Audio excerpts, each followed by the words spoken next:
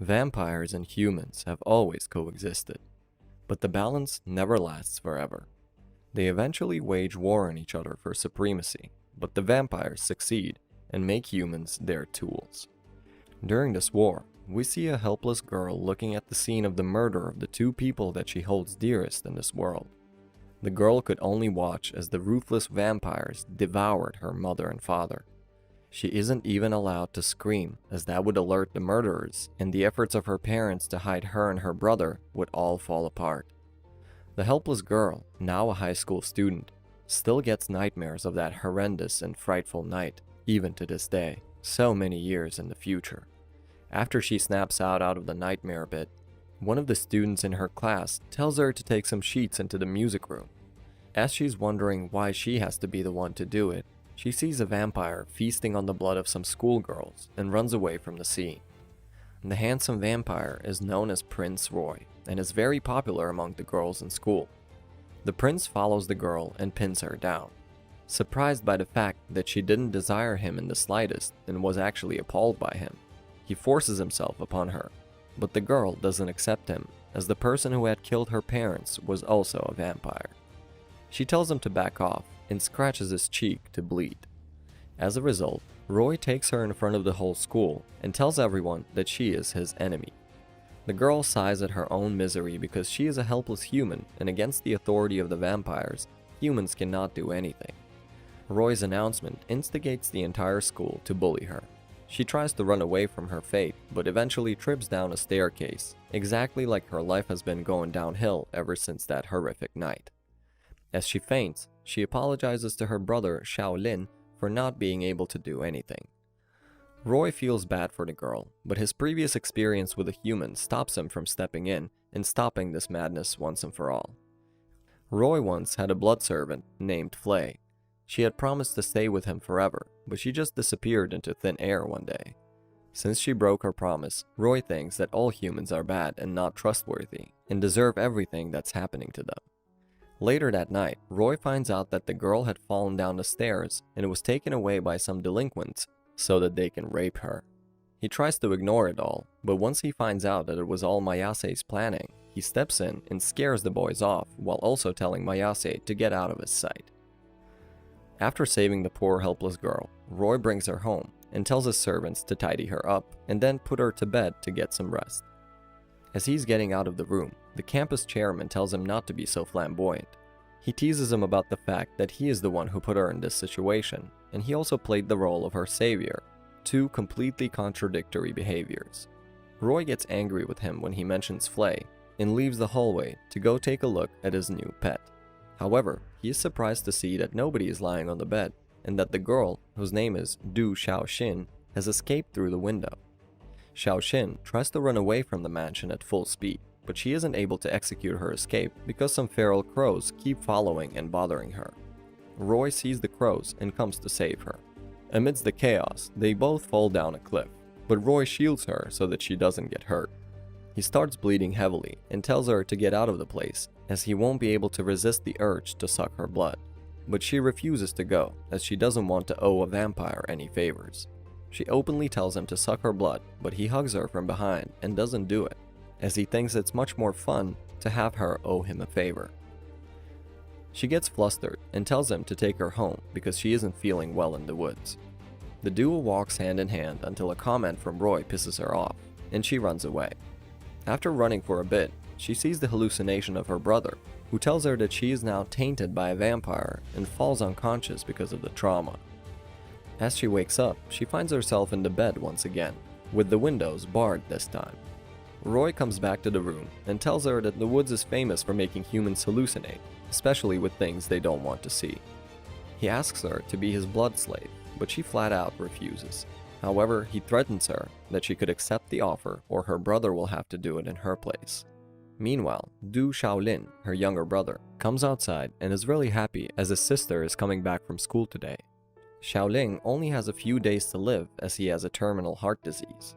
In fact, he is the reason his sister has to go to a vampire-owned school on a scholarship so that she can save up for his treatment.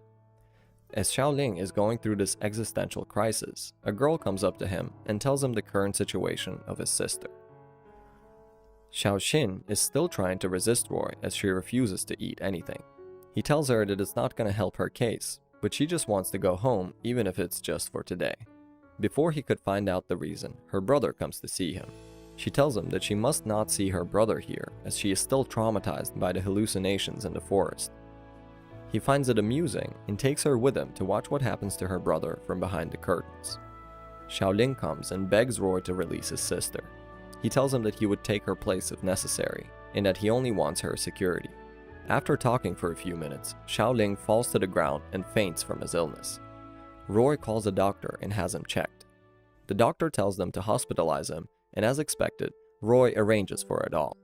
After seeing that her brother is safe now, Xiao Xin faints from weakness herself. Once she wakes up, Roy once again offers her food and even feeds it to her personally. After eating a bit, she goes to visit her brother, and that's when the vampire prince sees that she can actually smile too. He tells her that it's time to go, and she quietly comes to him without any drama. The surprised prince inquires about the reason, and the girl curtly answers that she is grateful for what he has done for her brother, and that she won't run away now. In return, she just wants him not to put a damper on her freedom. Roy finds it interesting and allows it.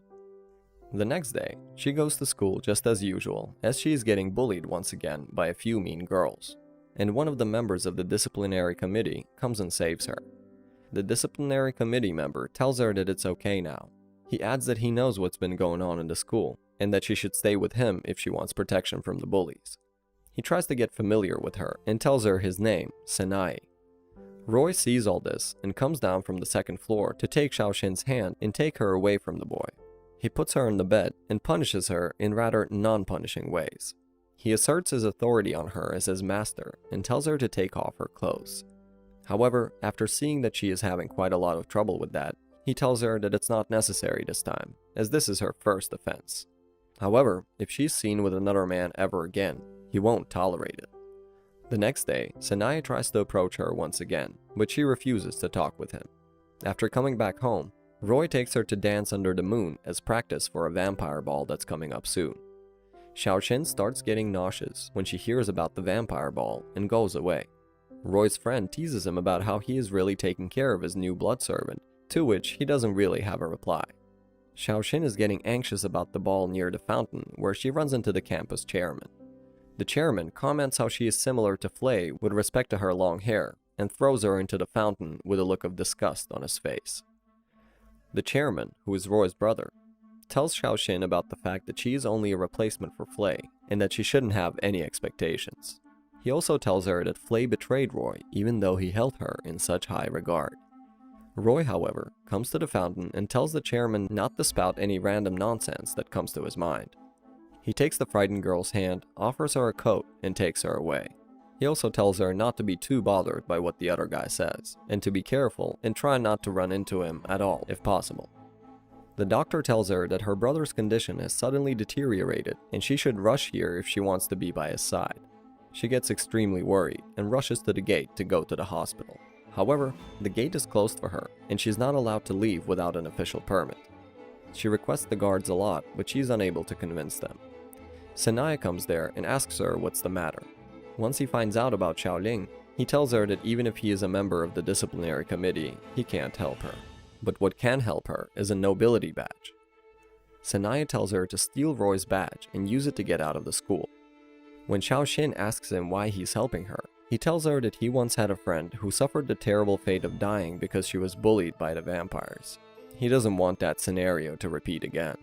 She thanks him and goes to Roy.